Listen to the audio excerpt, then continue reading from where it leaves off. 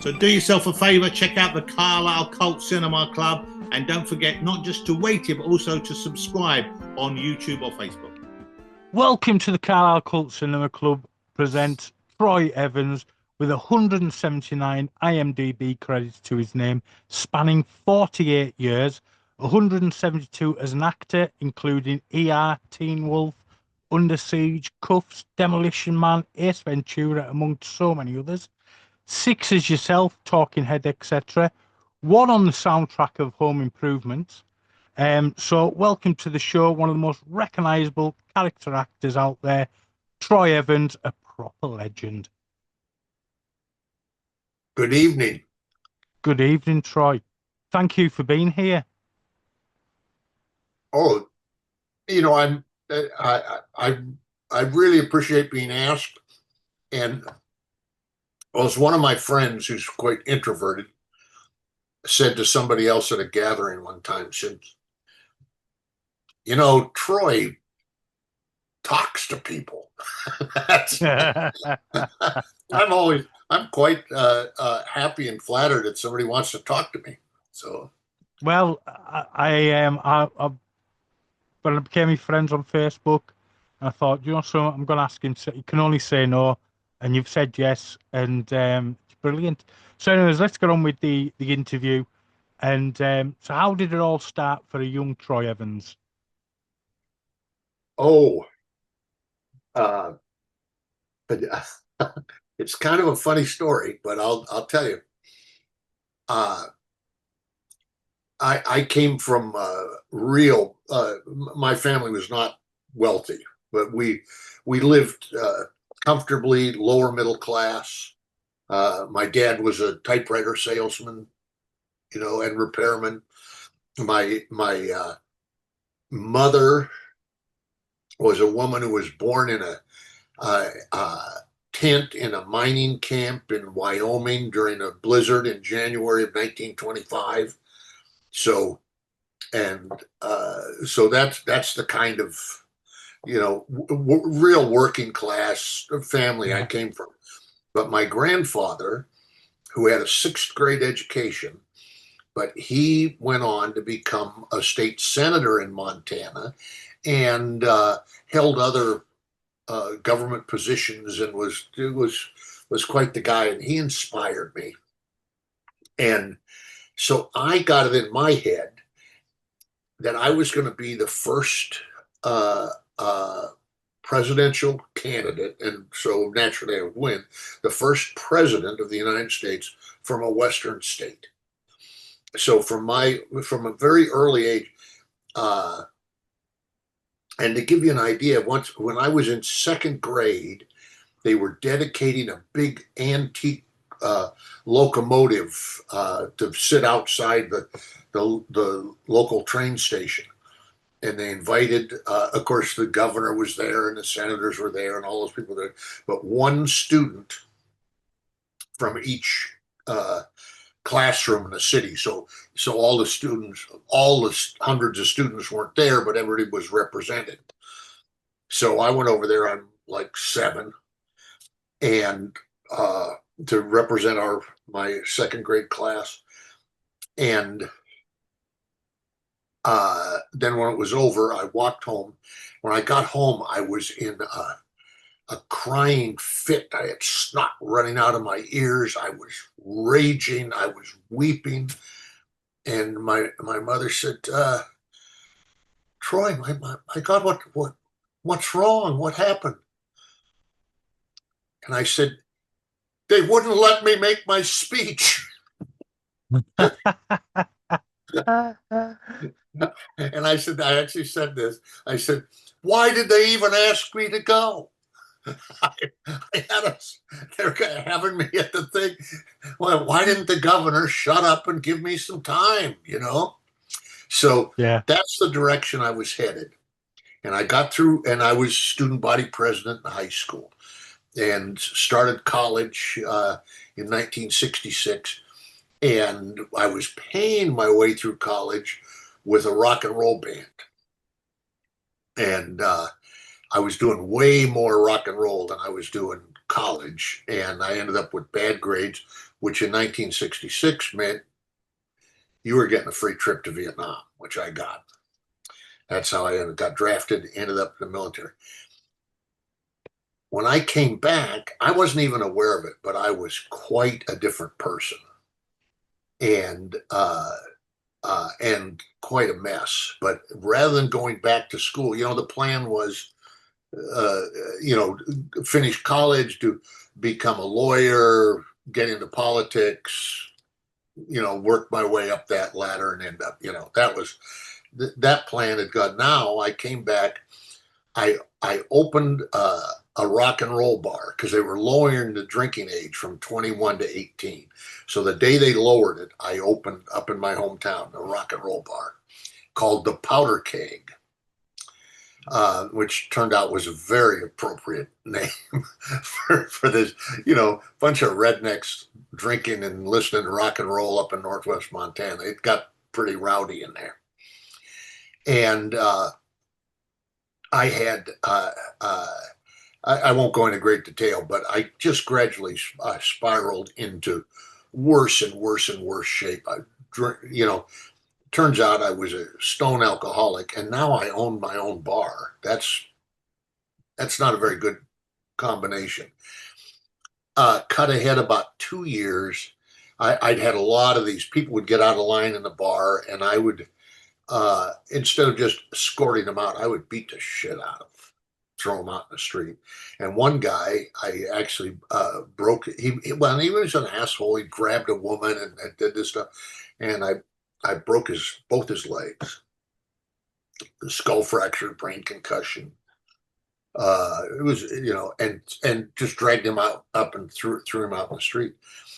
And what I was accustomed to is I would go over to court, and everybody knew me. I had been the young local hero, and I would get a stern lecture and a $75 fine. Well, it turns out when you break a lawyer's legs, that goes out the window. So bunch of stuff goes on. I end up in Montana State Prison. And this is how I don't know if you've ever known anybody who is just a serious alcoholic. You don't sober up over the weekend. It takes, No. your head is a mess. So I was down in the prison for like 6 months, and I woke up and this was a prison that had been built in the 1860s. So it was not luxurious. No, And I woke up in my little cell, and my little light went on my brain. I went, "Ooh, I bet I'm not going to be president now."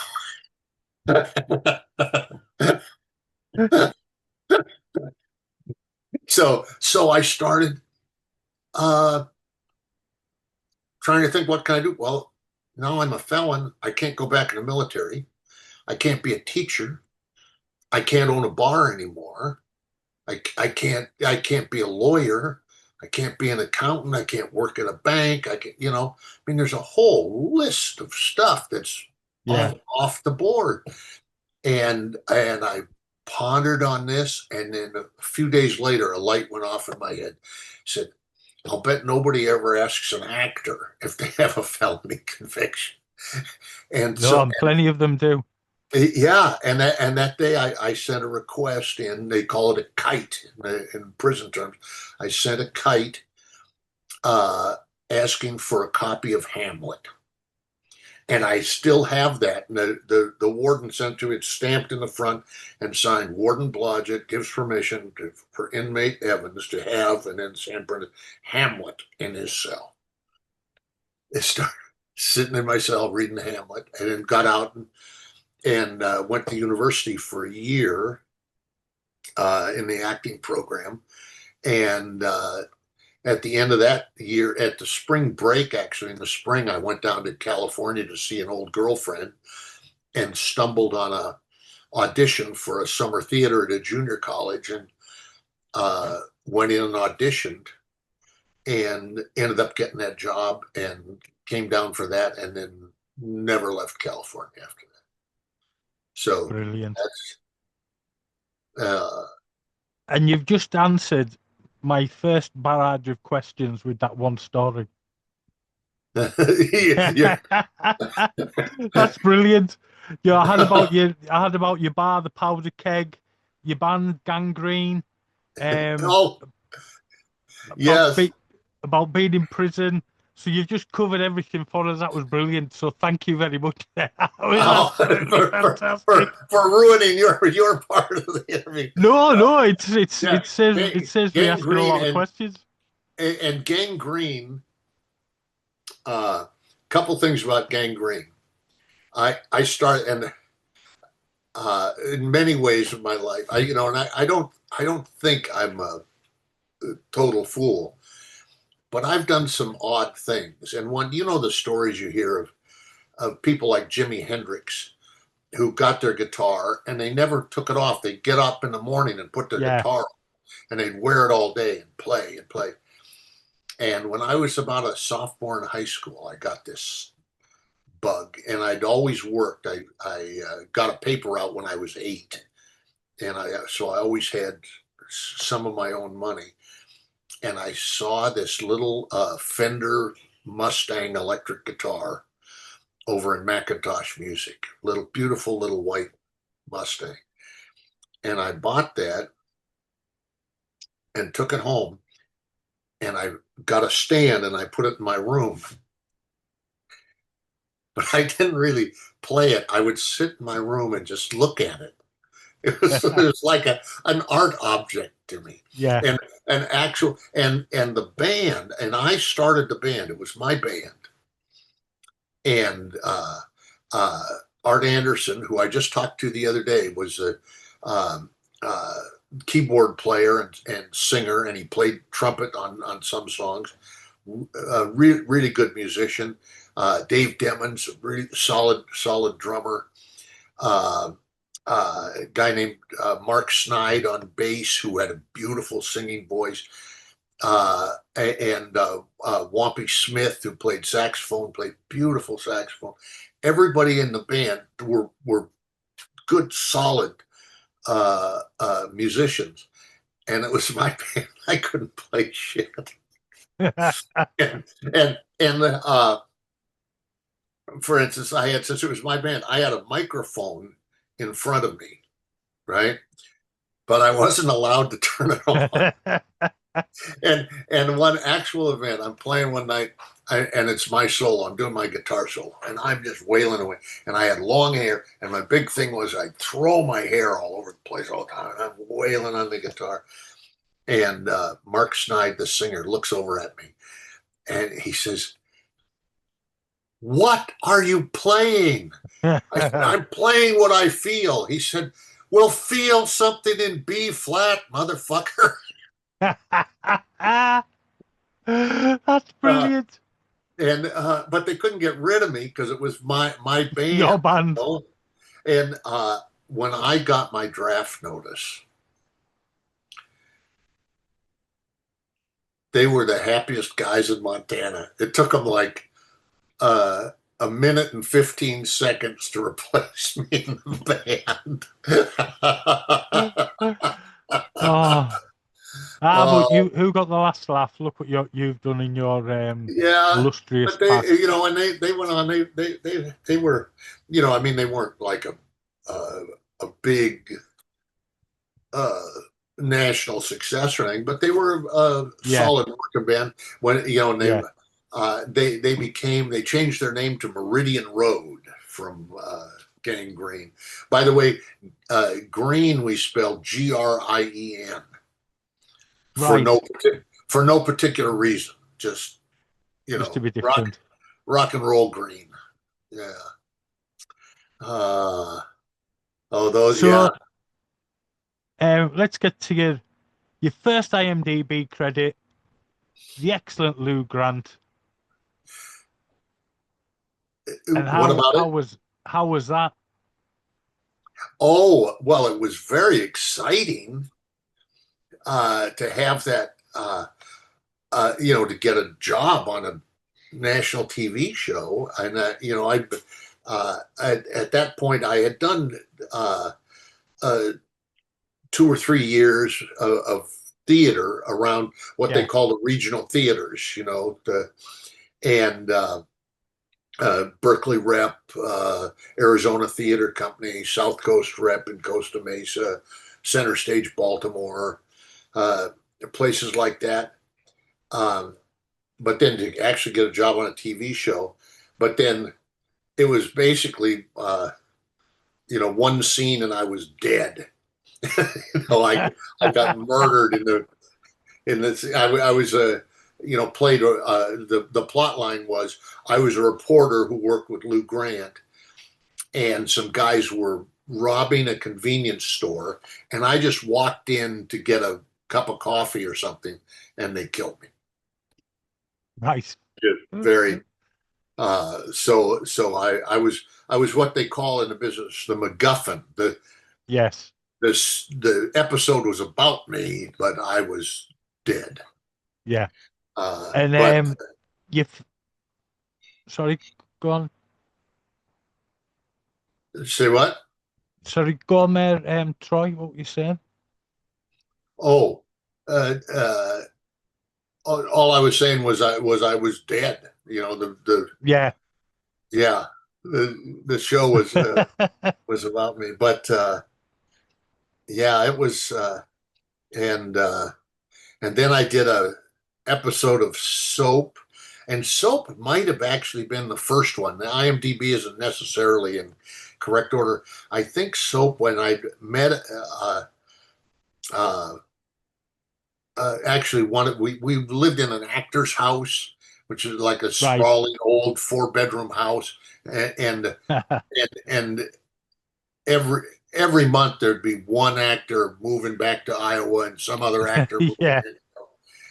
And one of the guys had a friend who was the creator of Soap from college, and so he got me and I met him. His name was Stu Silver, the Soap guy. And what I recall is he said, I'll get you started. So I had an audition to play the bailiff in a courtroom scene, and my dialogue was, "All rise." So I go in the audition, and it's a room, and I wasn't used to this room full of these TV suits, maybe 20 people in there, including Stu Silver, the guy who was the writer and the creator of Soap, who had told me he'd get me a job on the show. So I say, "All rise." And then they all just sort of sit there a minute, and then somebody said, "Can you do it again?" "Sure." "All rise." And then somebody said, "You sound kind of regional, Troy. Where are you from?" I said, "Well, I'm from Montana." Wow. And then this huge discussion breaks out of whether or not the bailiff could be from Montana. All rise. And they kept having me say it, and they're arguing back and forth. And then in the midst of all this, that went on for about 5 minutes, and then Stu Silver stood up in the middle of it and screamed, "What difference does it make?" And I said, "Yeah, okay, all right." But I also had, yes, that was actually the first job. And here's the thing: do you know what craft service is? Yes. Okay, so for benefit of your listeners, that's where they put out drinks and snacks for the cast and crew. So you're not breaking all the time for people. If people are a little hungry, you can go or just grab something and eat. That goes all day. But I was, as the expression goes here, strictly from hunger. I knew nothing about the business, and I had no money. I was so excited to be on this show. I think at that time scale was around $200. It's going to make $200 for for saying all rise on soap. And but I got to work 6 a.m. in the morning, and I go in and I'm starving, and I had almost no money, and I'm looking at that craft service, and I look at it for like 2 or 3 hours, and then I finally got up my nerve, and I went over to the guy behind the table, and I said, how much are the donuts? He said, they're free. I said, excuse me? He said, they're free. I said, the donuts are free? He said, it's all free. It's craft service. It's free food. That's what it is. I was like, oh my God, I'm never leaving this business. Free food all day. That'll do. Donuts are free. Oh my God. Yeah. So you did quite a lot of TV and a lot of big ones. You were in Blue Thunder, Hill Street Blues, Cheers, Night Court, Dallas, and of course China Beach. You were in that, Yes. Which was also set in Vietnam, which that'll have been obviously something for you to kind of revisit that. Yes, and here I'll tell you a little thing about that. I mentioned that I got that job at the summer theater when I first came to California, and that turned out that was probably the most significant accident in my life, because I was when I auditioned for PCPA is the name of that theater, still exists. And I had gone down to Berkeley because I had an old ex-girlfriend who was going to school at Berkeley, went down to visit her. And I saw the posters up for auditions for this PCPA and asked around. They said, well, it's this theater down at this junior college down in Santa Maria. Well, I was not going to go do theater at a junior college. I was at the University of Montana in the theater department, one of their best actors, at a real university. But I thought it's a great chance for me to work on my audition, So I got in the audition, and this man, Donovan Marley, who I'm still friends with, was there, and his accompanist, Bruce Seavey. And I did my pieces. Are you familiar with Henry IV Part 1? No, I'm not. But anyway, there's a speech. There's a character named Hotspur, the lead character in Henry IV, and he's this hot-headed lunatic warrior. Right. And I wish I could see a video of what I did, because I'm sure it was way over the top when I did this audition. And this Donovan Marley is a Texan, well over 6 feet tall, very quiet guy. And I finished that audition, and he's just looking at me, and he said, that's interesting. He said, what's your song? And I said, oh, I don't sing. And he said, oh, that doesn't have to be a prepared song. He said, it could just be a little happy birthday or anything, just so I get an idea of your pitch and your range and what your voice sounds like. And remember, I had no intention of going to work at this job. So I sort of leaned towards him and I said, maybe you didn't hear me, pal. I said I don't sing. And he just kind of looks at me, and I look over at the accompanist, and he's like, should I be getting security? I remember at this point I was like about 6 or 8 months out of prison, Yeah. I was pretty I was a little rough around the edges, but I ended up taking that job. Where I lucked out was I knew one guy who I'd known from Montana who was teaching at a college in California. And I called and asked him, I said, this Donovan Marley guy wants me to come. And this guy said, if Donovan Marley offered you a job, you have to take it. And I started making my excuses. He said, you have to take it. And it turned, so I took it, but I had real misgivings about it.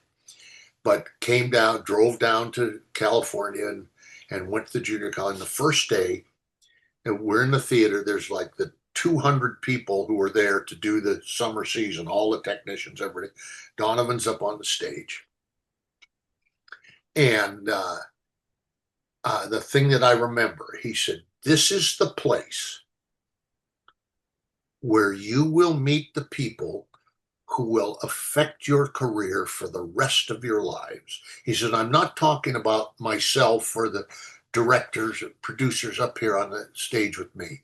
Look to your left, look to your right. And that has been so true. For instance, are you aware of the Bosch series that I recently did? Well, yes, that's our ending. I love Bosch. Yeah, okay. That summer, 1976, a young playwright named Eric Overmeyer, he was a college kid from Oregon, came through. He had a couple of friends in that company, came through to see the plays, had his little leather satchel with his plays in it, his plays. I met him, maybe had a meal with him or something that summer. 40 years later, he calls me, Troy, it's Eric Overmeyer. He said, I'm working on a little project with Michael Connelly, and I think we got something in here for you. That's one. What started me down this path is China Beach. There was a young woman actress named Belinda Wells who was in the student company that first summer in Santa Maria. And she was married to John Wells. And John Wells was, he was a writer on China Beach. Right. And when they started doing China Beach, Belinda told John, Troy Evans is a Vietnam vet. And they wrote me in. I was the only Vietnam vet on the show. Right. But that's how I got that job, because I knew this young woman. And then, because I did the China Beach, then John Wells created ER. And he hired me for ER, and I did 139 episodes of ER. And I could go on in that. Virtually every or 9 out of 10 significant events in my career can be traced back to that little job at the junior college in Santa Maria. It's remarkable. That's fantastic. Yeah, it's including Heather and I have been married since 2000, but we've been together since 1978. Right. And met her in Santa Maria. So. Brilliant place to have been, to have met the people you've met who have really affected your career. So your first movie credit was Rhinestone. How was it working with Stallone and Dolly? Two different worlds. Right. Two different worlds. Stallone,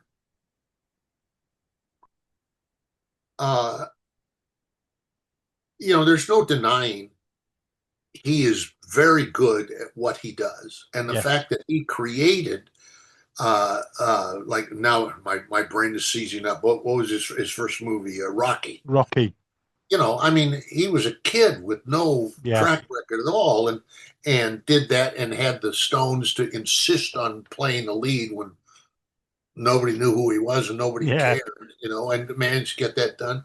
So I give him a lot of props for that. And I think now I see pictures of him today. I think he looks fantastic. Yes, but his And age and, old. and if I I mean, wanted a mean old bastard in a movie, I would seriously consider hiring him.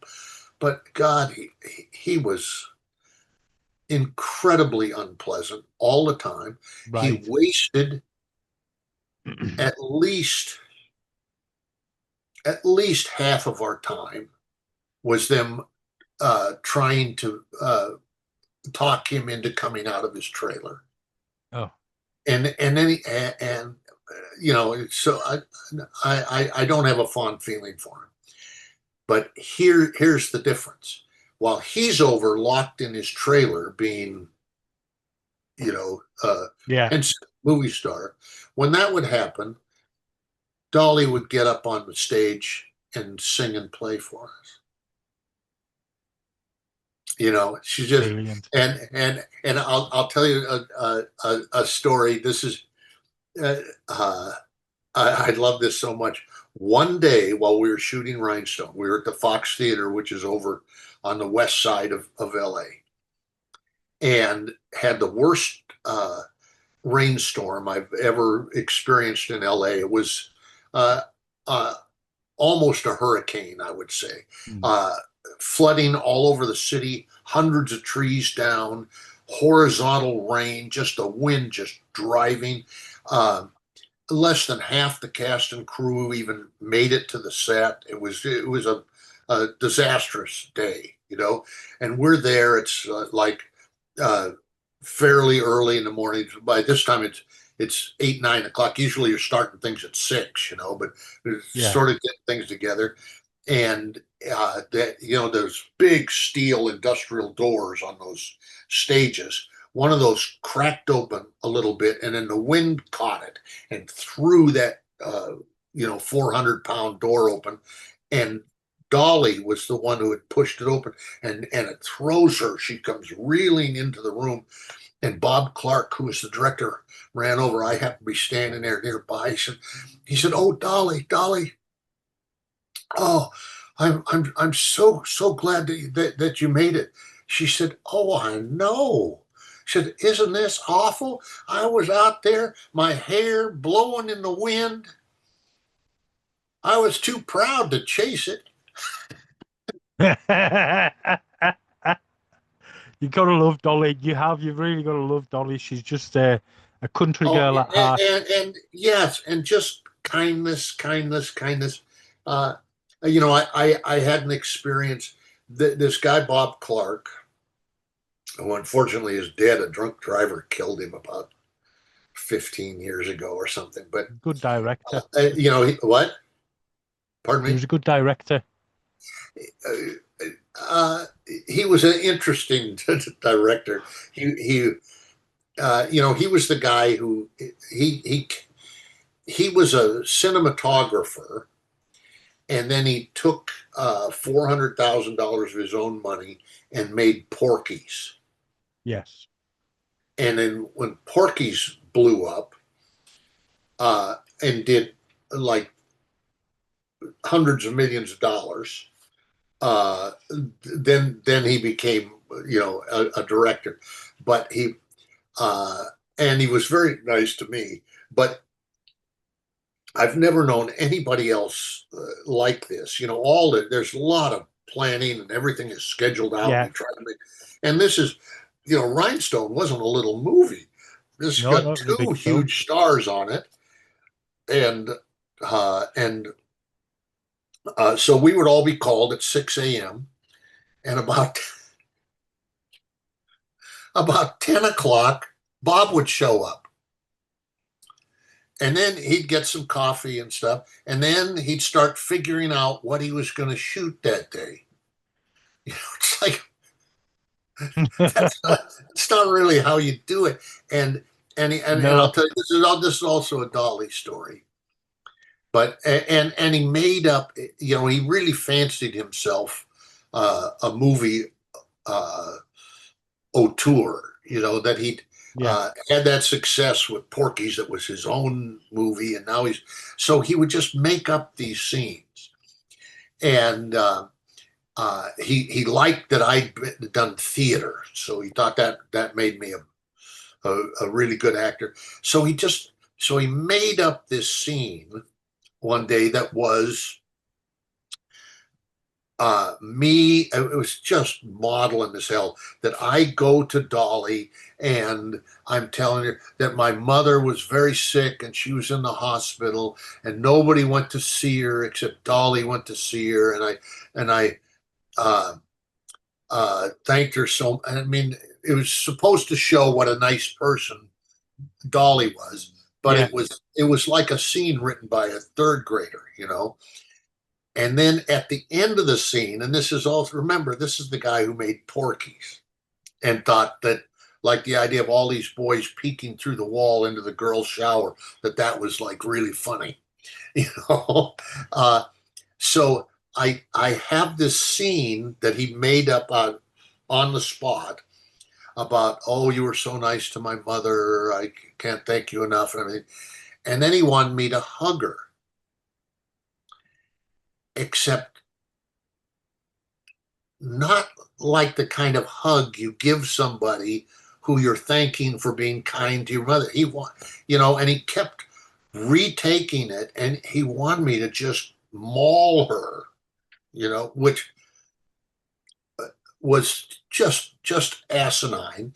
And it's one of those things where I kept resisting. I kept, and which only made it worse. He just kept redoing it. So I'm like grabbing her like 15, 20 times.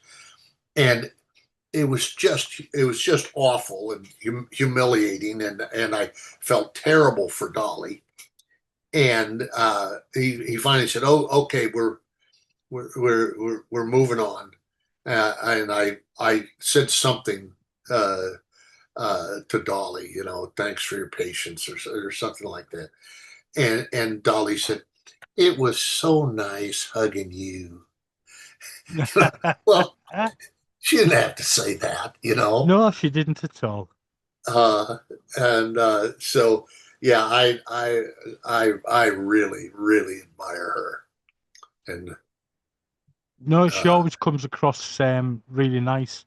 And your next credit was Teen Wolf as the Dragon basketball coach. yes, Coach Ed. Yeah. Coach Ed, I believe. Yeah. And that was fun. Michael J. Fox was that was the peak of his stardom. He was really it done Family Ties, and Back to the Future was filmed after Teen Wolf, but they kept Teen Wolf back until Back to the Future came out to ride off its success. Oh, really? Yeah. Interesting. Yeah. And he wasn't bad at all, but he was very much a young man experiencing an extreme amount of power and popularity, and like I said, he wasn't an asshole about it, but it was clear whatever Michael wants, Michael gets, Yeah. But that was a fun set. And now, do you have shame on me, I forget this man's name. He's such a wonderful guy. Let me, the other coach. All right. Yes. So let's have a quick look. Let's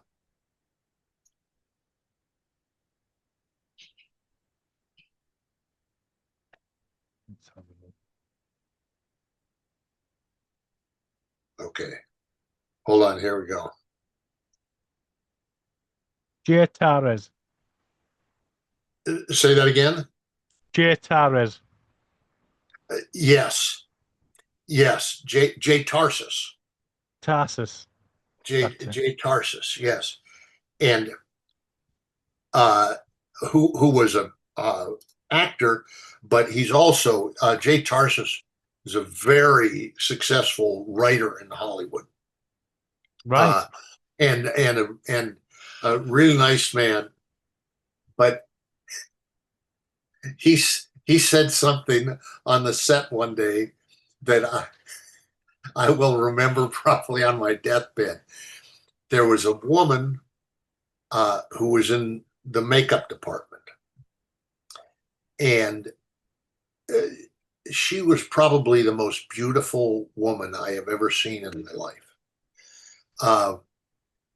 Just stunning, and one of those people when you're in Hollywood, California, and this person is there, you can't believe that she's not a movie star, just or at the very least married to a movie star, and I happened to be standing there with Jay Tarsis, and she ended up I forget what was going. Somehow we'd stop because they were doing a take or something. So you stand where you are so you don't make any noise or makes the light or something. And Jay leaned over to her and said, "I'd eat bees for you."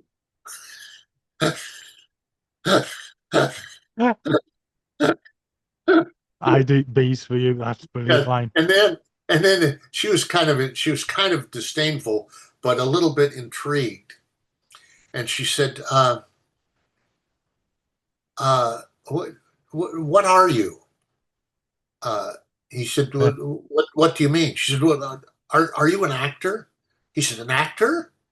Me? Oh, no, of course not. Oh, you mean like on this movie?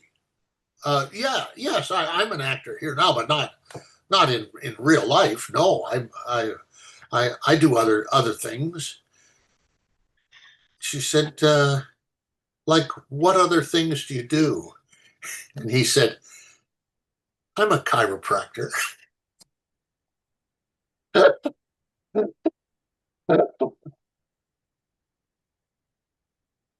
There's a funny man. Definitely sounds like it was very funny, man. I just had a look, and he wrote some great stuff. He wrote the Muppet movies and Short Circuit. He wrote the Muppet movies and Short Circuit. Oh yes, yeah. I think he wrote a lot of things. And his daughter actually, who I believe passed away, unfortunately, but she actually, I think Sherry Tarsis was her name, and she actually was a studio head. She was head at Columbia, I think. Right. So they were for real, but really nice people. Yeah. And funny.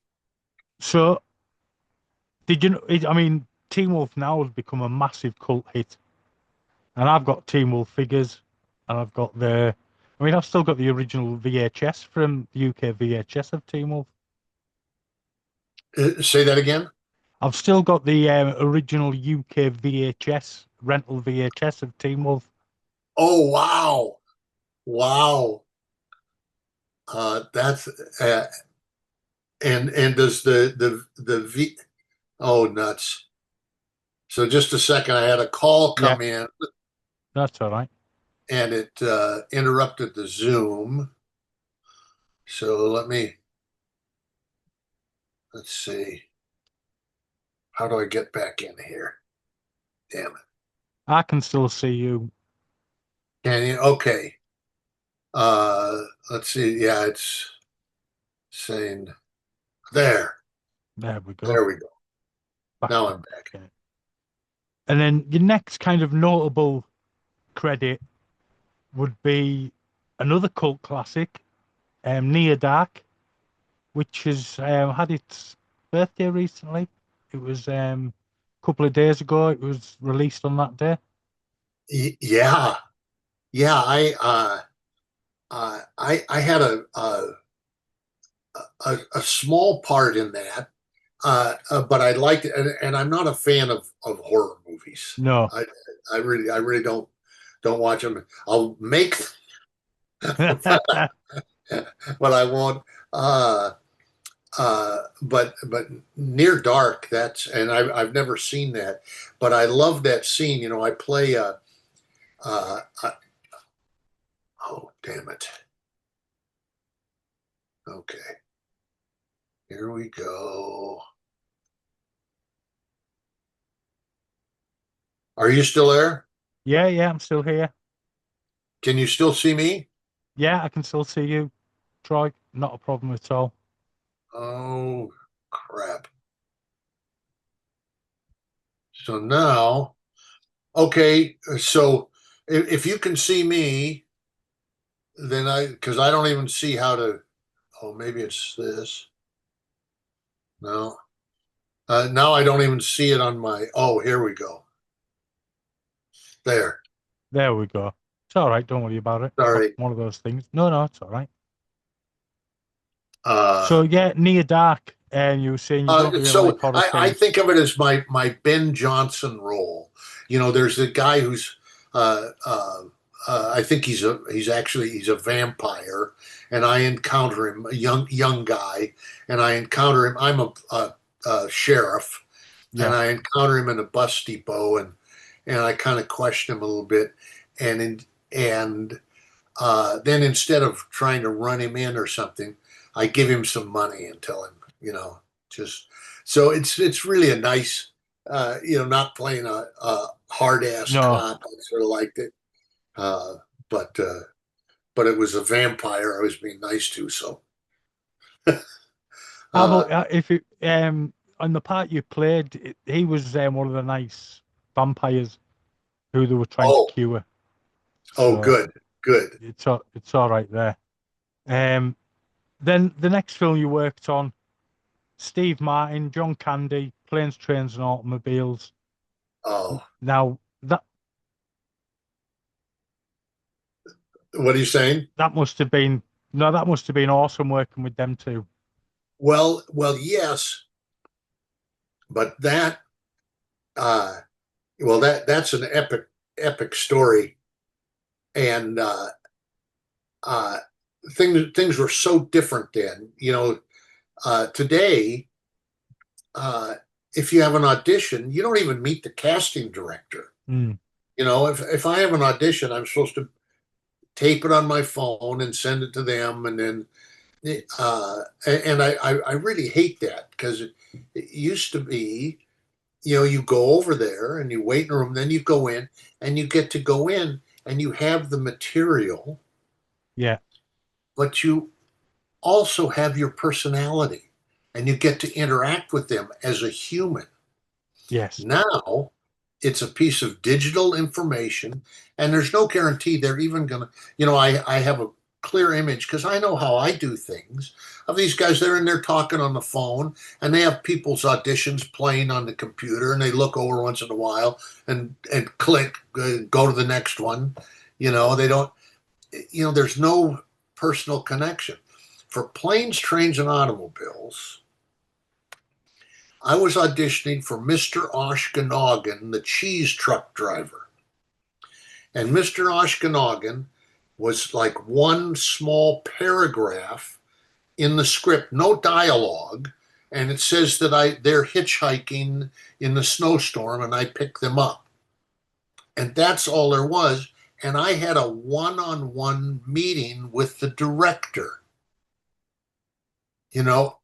Unbelievable. Yeah. And he's talking to me about Mr. Oshkonagan and he's got the truck full of cheese and these guys are hitchhiking. He says he'll pick them up. And he said, there's nothing scripted here. He said, you could maybe ad lib something if you want to. And I said, all right, you guys. He said, I'll give you a lift. I'll put you in the back there with the cheese. But you be careful back there. That might be cheese to you, but it's bread and butter to me, pal. It's a plumber's line. I used to live next door to a plumber, and he would say, it's bread and butter to you. It may be shit to you, but it's bread and butter to me, pal. That's the basis of that. Yeah. That. And John Hughes loved that. Now, these are the days I was making, when I got a job, it was usually a one-day job, and I would make $200 or 220, I think was the SAG minimum.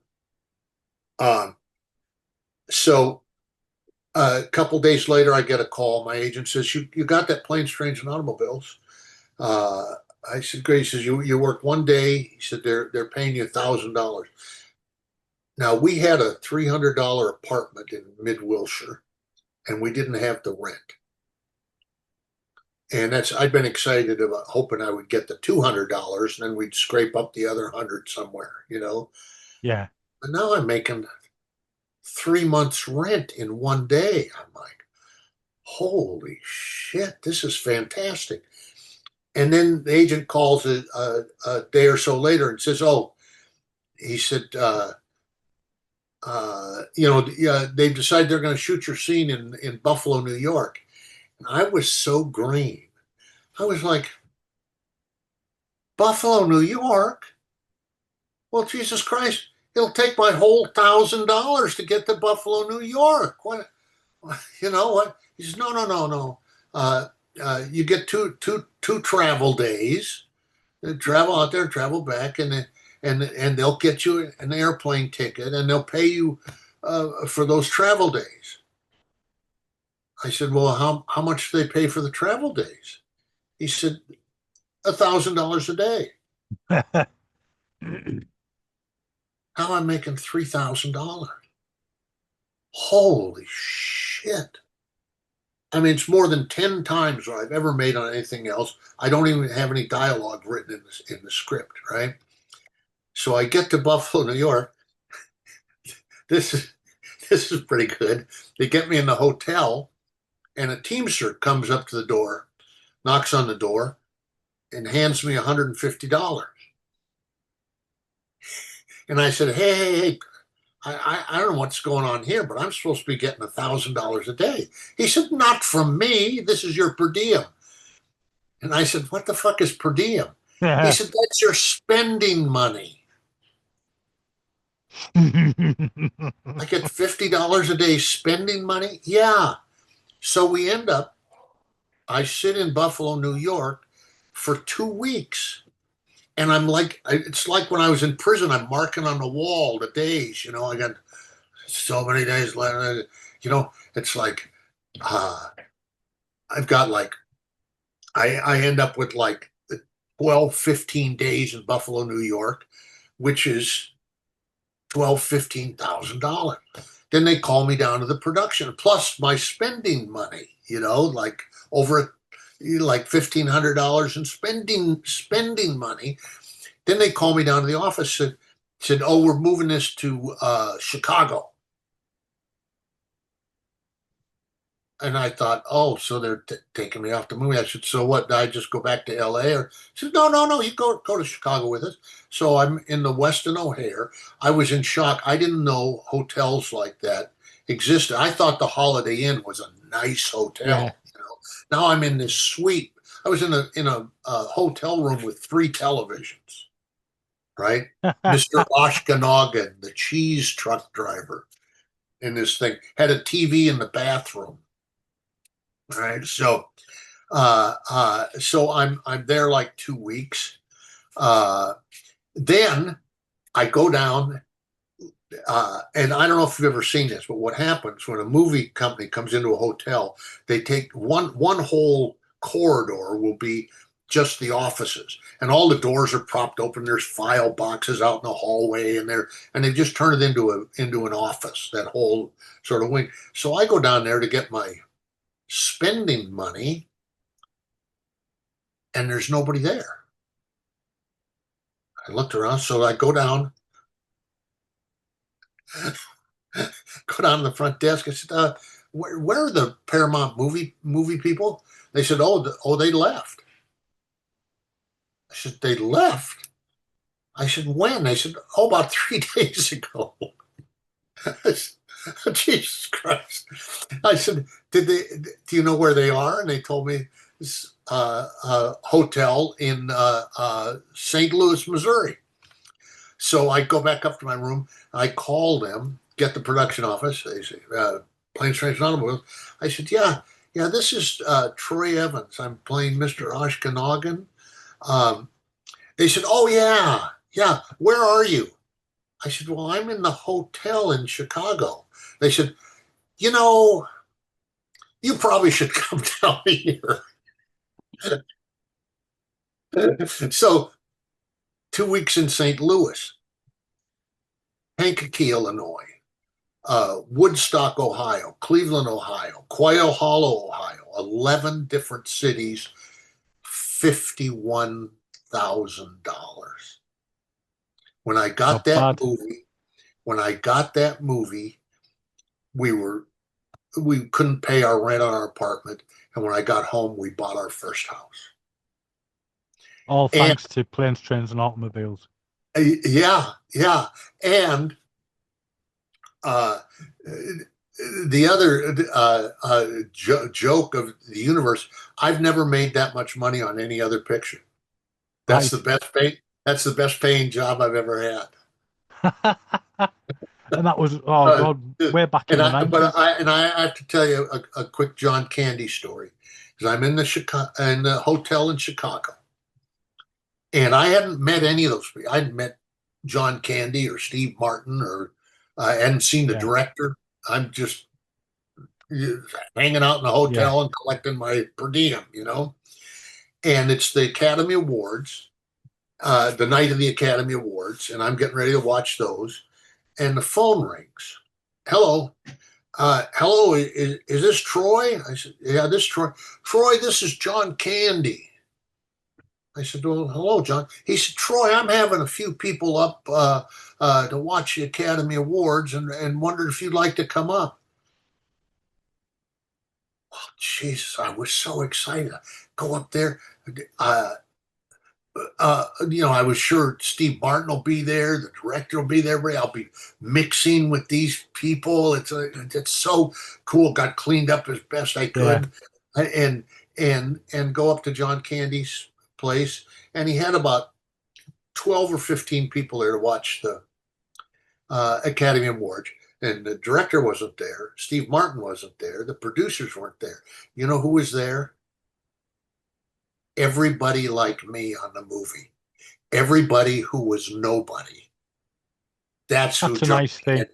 That's who John Candy invited to come up and spend the night and spend the evening. And he must have had at least $2,000 worth of room service, stacks of pizzas and all kinds of food and all. And of course, I had more money than I'd ever had in my life.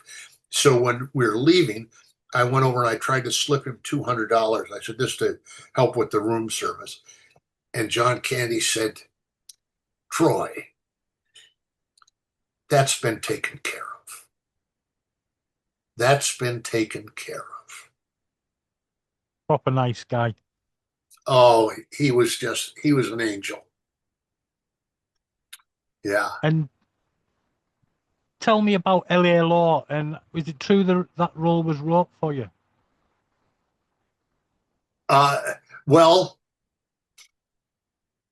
No, actually, that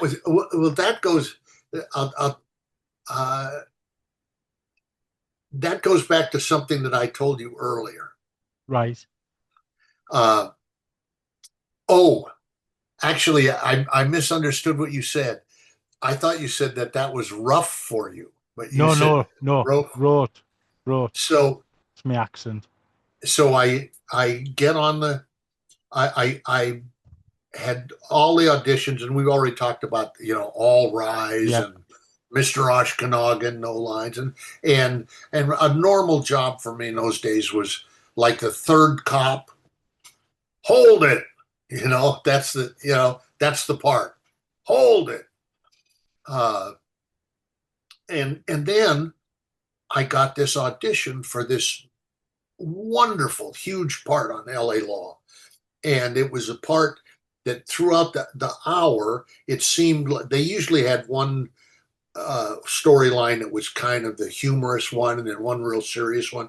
And so I was playing a guy who was a plumber, and I had remodeled a health club, and then when they had their grand opening, it was just a disaster. The toilets were flushing into the jacuzzis.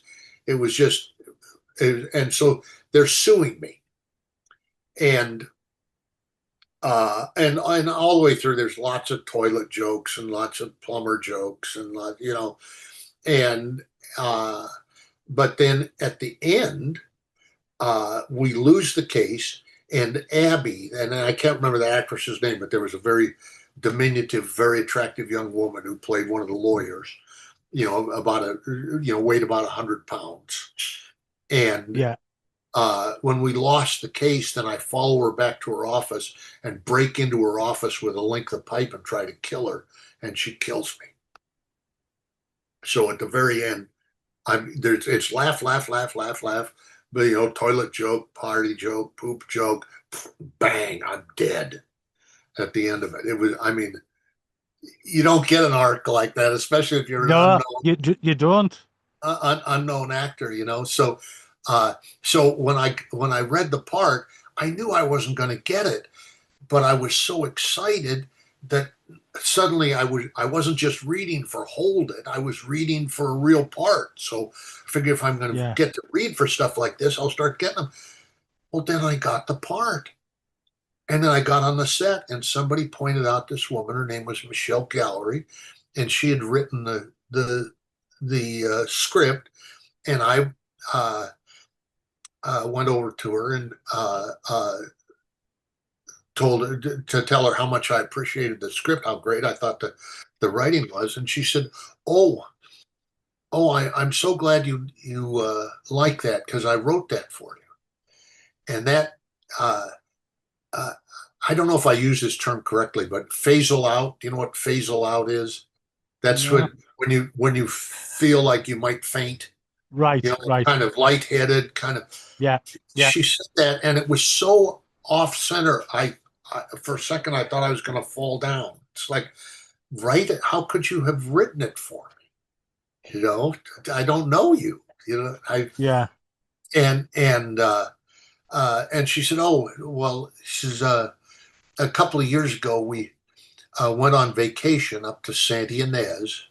That was up by the junior college where I'd done the summer I didn't want to do. And she said we were on vacation, and we went to the theater, and I saw you do Arthur Miller's All My Sons. And it gave me this idea for this character, a guy who appears to be a harmless, charming guy, and in fact, he's capable of murder. And so I wrote it for you. And so that's right. Remember, I told you that whole thing about. That's right. It all seems to go back to that. It all goes back to that. And that was a huge event, and to do a guest star in LA Law was a huge success. That was the biggest thing on television at that time. Oh, it was massive. What? It was massive, even in Britain. Yeah. So, that's that was a happy time. Sounds like it. Nice to get something wrote for you. Then next, Twin Peaks. You played George Wallachek. Yes. Now, how was that working with in that kind of playground, so to speak? Well, I had a wonderful experience. First, I have to tell you a little coincidence in my life that I'm quite fascinated with. Davidlynch and I were born in the same room. Bloody hell. Yeah. I'd always suspected this. Know. What? Say what? I said, there's a bit of info not a lot of people will know. Right. I'd always suspected it, and then it was confirmed in his obituary that he was born in the in the nativity room at the hospital, little hospital in Missoula, Montana, 1946, and I was born in that room in 1948. So I got that job of the high school principal, and went up to Snoqualmie, Washington, where they were shooting. They were shooting in the high school there, and I had that long. I have the long speech where I reveal that Laura Palmer has been murdered on her way to school, over the speaker system to the rest of the school. And I was quite intimidated by Davidlynch's reputation and how unique his work was. So I was sure that he would have very specific ideas of how he wanted that speech done. So, and this is something that I do sometimes. I call it verbal typing, where I learn the speech just so I have it so solid I can just say it backwards or forwards without any mustard on it at all. Just A, B, C, D, E, F, G, H, I, J, K, L, M, N. Yeah. So it's 6 a.m. I'm in hair and makeup, come out, get in my wardrobe. They say, they're ready for you on the set. I go into the set. He had already set up where I was to sit, and he'd set the lights and the camera with a stand in. And I sat down, and David said, do you want to rehearse one? And I said, sure. And I think, a little scene like, it's one long, it's like one typewritten page, and no interaction with anybody else, just that. But just shooting that can easily eat up 3 or 4 hours on a depending on the director and the different lighting, different angles, try different takes, all kinds of stuff can happen. But he says, "Do you want to rehearse one?" I said, "Sure." And then he said, it's kind of as an afterthought, he said, "Do you mind if we shoot the rehearsal?" And I didn't even really think about it. I thought that was just so he could see how his cameras and stuff were working, So I said, "No, go ahead." So then I started my plan, where I'm just saying the speech absolutely as normally and simply and clearly as I can possibly say it. And here on the side of me, here's the counter, and then there's a whole row of switches up here, because there's an individual switch so you can turn the sound off or on into every room in the high school, right? Yeah. And so I'm just doing my ABCs of the speech, just saying it, just keeping it as simple as possible. And I start to get into it, and the horror of what I'm saying starts to take over. I'm talking about somebody murdered this young woman on her way to school. It's just, and I get to the end, and I was barely holding it together. And it was just it wasn't something I thought about or planned or anything. I glanced over and I reached up and I just started hitting those switches, turning those switches off to the room. And did that for a while. And I heard Davidlynch say cut. And I sat back in a chair. And he said, are you happy with that? And I thought he meant sort of that general approach. Yeah. I said, yes, certainly, if you are. He said, okay, moving on. That was it. We never actually did a take. We did one rehearsal. He took it, and that was. Now I had a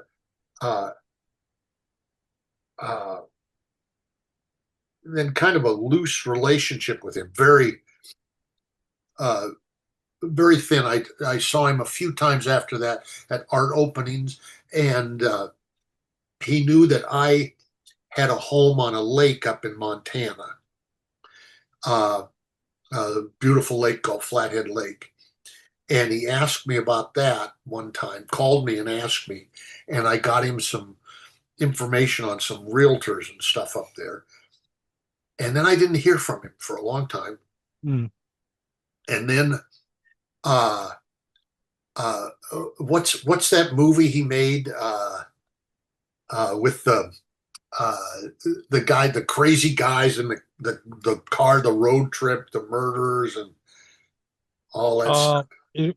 Mulholland Drive? Is it that one, No. maybe? No. Let's see.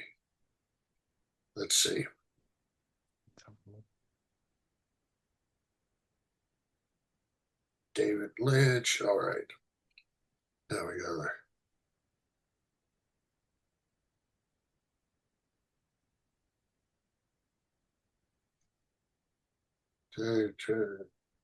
Oh, wait.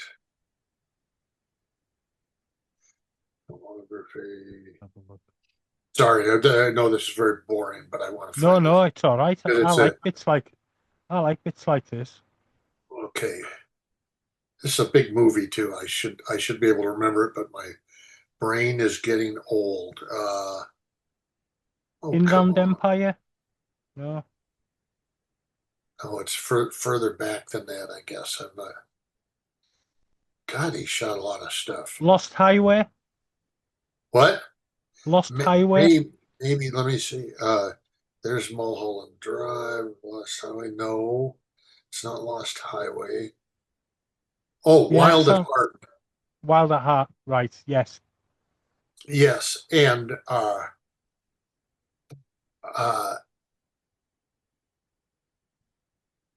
he had me come in, and this is the only time I've ever had this. It was the kind of thing you hear about.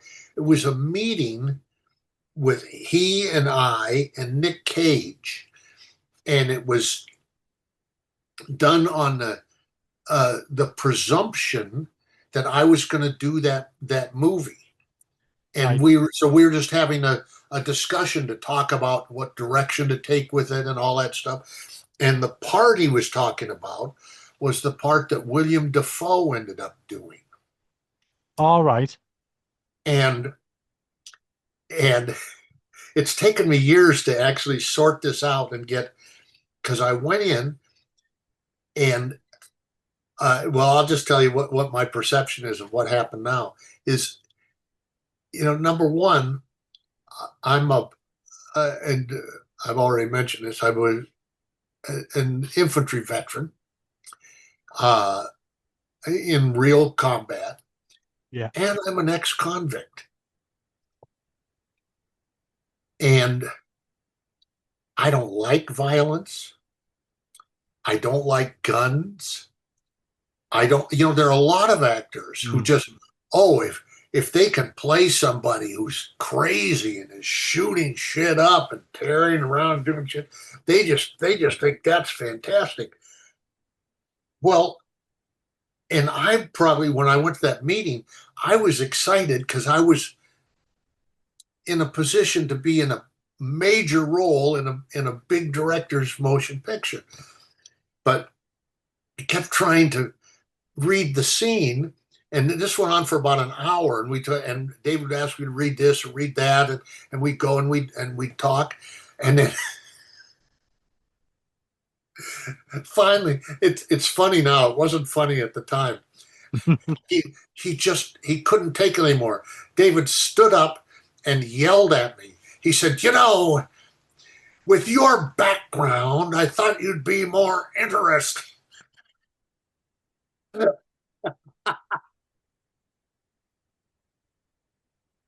The fact is, I now realize you know, I'm not profoundly stupid. I knew I wasn't anywhere close to doing what he wanted me to do, but I didn't want to do it. And I didn't know I didn't want to do it, but now I know I didn't want to do it. To drive around shooting a gun out of a car window. No, we don't need more examples of that.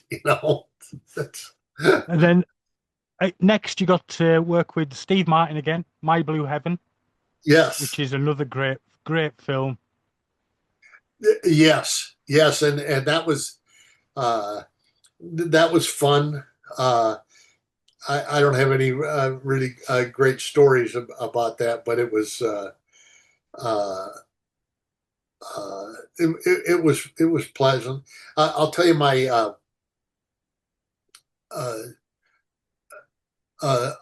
my thoughts about that movie, however, is, and this came to me years after the movie was done, and do you know what that movie is about? It's about people in the witness protection program, right? Yeah.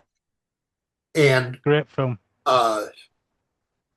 There's one line in it that sort of captures my attitude about the whole movie.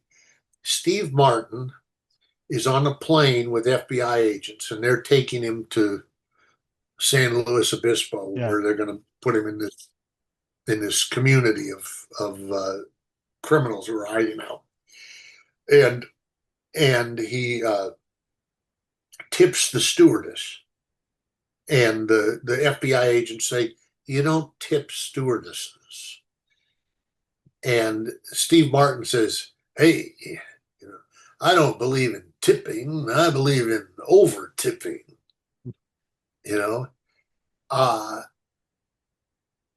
And it's just done as a gag line and thrown off. Yeah. What I realized, and it always bugged me, and it crystallized my mind a year or so ago. I wish Michael Keaton had done that role, because Michael Keaton would have understood that that's a serious line. That's a life's lesson. He's telling, he's not making a wisecrack. He's telling those agents something. I don't believe in tipping. I believe in over tipping. That's an important message there, that Steve's very funny and very successful. But in that case, I would have liked to have seen that movie with Michael Keaton in it, who is a fantastic actor. And then you worked with the brothers Estevez, Charlie and Emilio. Charlie Sheen and obviously Emilio Estevez. Men at Work, which is another great fun film, and a film I thoroughly enjoy. Oh, great! And I had precious little to do in that. I don't remember what I did in that movie. I remember being around them, and I especially Emilio Estevez, very nice man, very really a good guy. But I was I don't know what that's funny. People probably find that weird, but there and I've had this experience. There's I call it the lumpy faced guys club, which I've already referred to. It doesn't happen anymore. But for the first 40 years, I was an actor in Hollywood. There were about 100 guys who were the guys who went out for the kinds of parts that I go out for. Yeah. And you would get an audition, and you would go down to a cottage in Burbank and go in, and there'd be about 15 of those guys in there. and one of you is going to be the sheriff. That's how it went. I called it the Lumpy Face Guys Club. Yeah. And so it's happened to me a number of times over the years. Somebody will stop me on the sidewalk and they'll go on and say, I saw you in Red Dog at Dawn, and you were so good, and I've always enjoyed your work so much, and thank you. And I said, well, that's I appreciate that, but and I tell them about the Lumpy Face Guys Club. I said, because I didn't do that movie, so somebody who's has my basic comparison did that movie, and I go, well, I was pretty sure it was you. I said, well, that's so they go, and then I go home and I look up Red Dog at Dawn, which is a made up. I just made that name up, but I go home and look up the movie they were talking about, and no, it's me. I've completely forgotten the movie. And I'm forgotten about lecturing these people about when you've done as much as you have, I can understand it. Then next one, Cuffs, one of my favourite films, which I still watch again very often. Working with Christian Slater, you played the police liaison. What was Christian Slater like? Oh, I loved Christian Slater. Loved him. And that job was really, really fun. I really enjoyed that top to bottom. It's funny too. Two guys who produced and directed that. One of them was named Evans, which I can remember because that's also my name. And the other guy, super nice guys. Wrote it and produced it and directed it, and it was a really good movie. And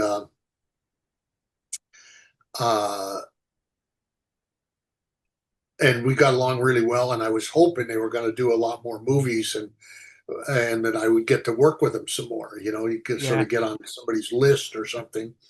And I ran into them a few years later and said, you haven't done any more movies? They said, we can't afford it. They are script doctors, or they were. I don't know what they're doing now. Yeah. And they did 10 or 12 scripts a year, and they got $1 million a script to do a pass over a script. And they'd work 2-3 weeks on a script, make $1 million. And when they make a movie, they'd have to work all year long, getting everything together, and no guarantee they were going to make any money at all.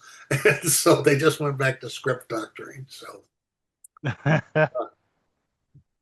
no, it is a favourite of mine. Then Steven Seagal comes along with Under Siege. Now, I've heard he can be a bit of an arsehole. He's pretty much the biggest asshole I've ever met.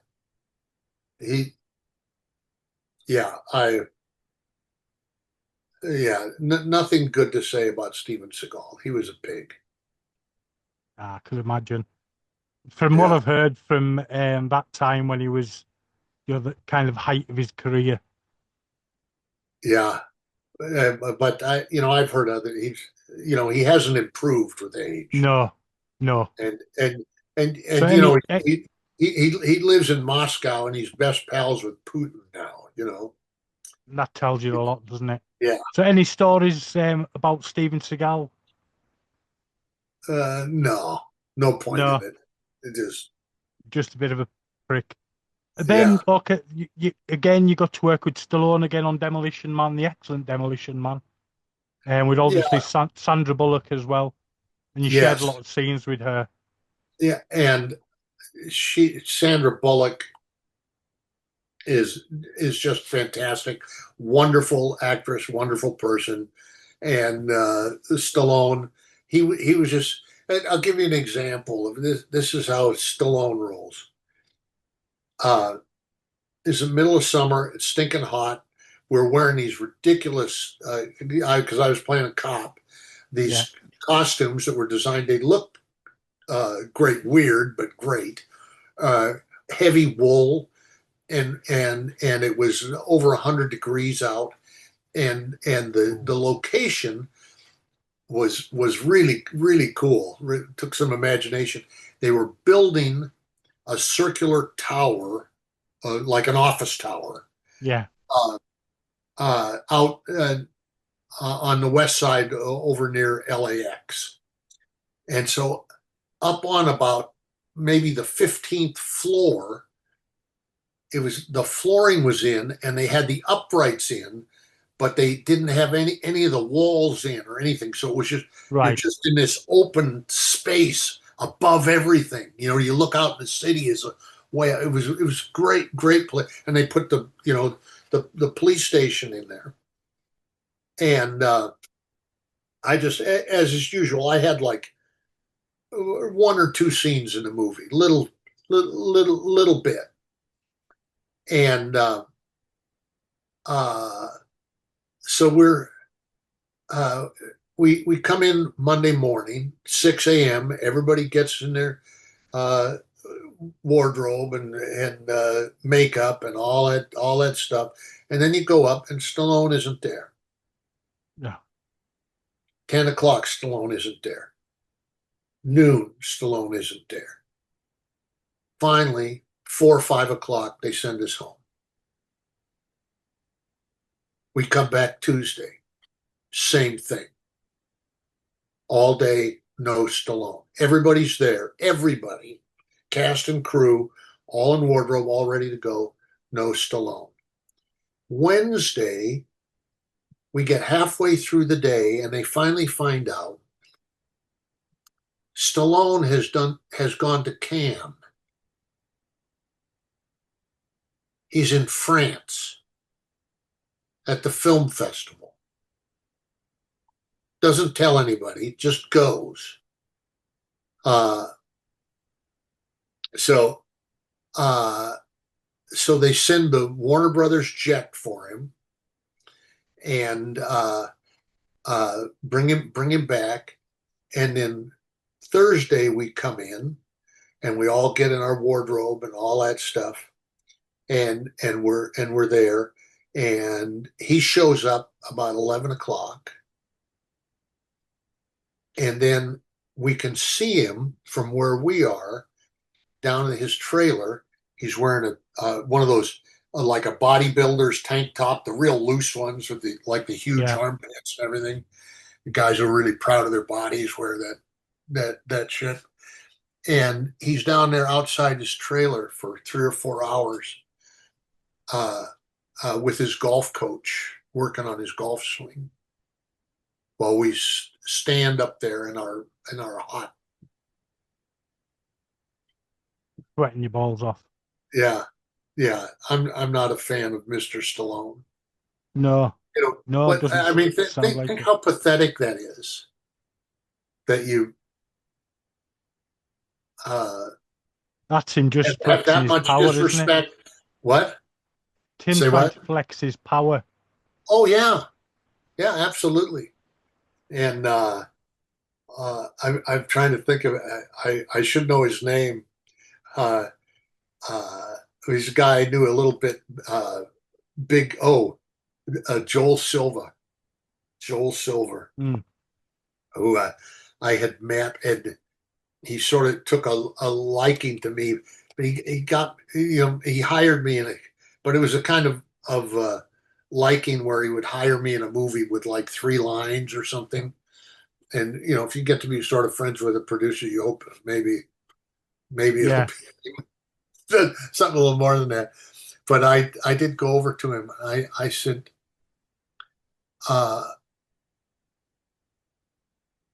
here's what I don't understand, Joel. I said, I've known you. You're a tough guy. You'll say anything to anybody. I've heard you say all kinds of shit to people.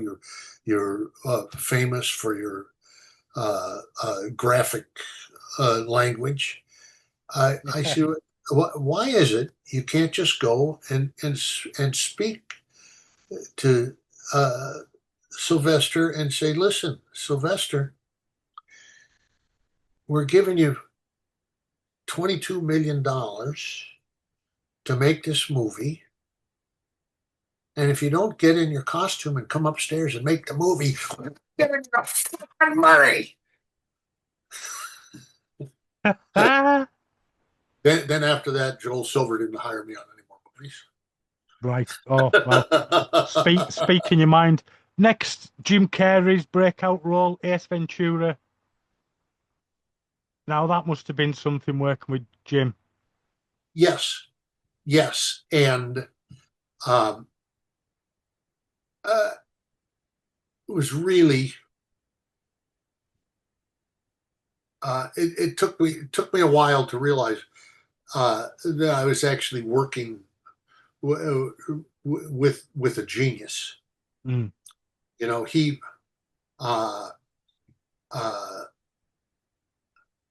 simply, you know, he and Robin Williams, who I never worked with Robin Williams. No. But you know, their barrel of talent is bottomless. Yeah. And I also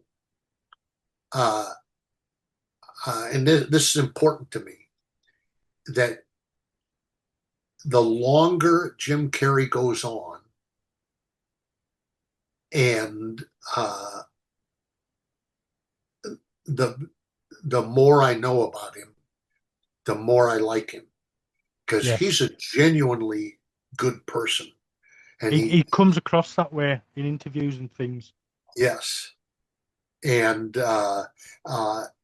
from an acting standpoint, when you we do those scenes, and we do a take, and you know, he's completely off the wall. Yeah. And then when they cut, you know, they're working on the camera, they're doing God knows what they're doing, and the actors tend to gather and chat a little bit, maybe talk. Not Jim would be off by himself, and he'd go,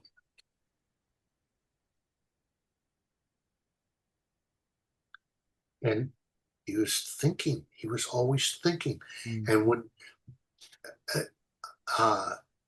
when you cut and then came back and did another take, the next take was always better, always more interesting, always always find some little new thing, something. Yeah. It was very impressive. I'm very happy I got to work with him. It's a very funny movie, and Jim is excellent in it. Next, you work with Travolta, Phenomenon, which is a great movie as well. Say that again. I says, which is a great movie as well. So how was it working it's that may be the best movie I've ever been fortunate enough to be in. Right. And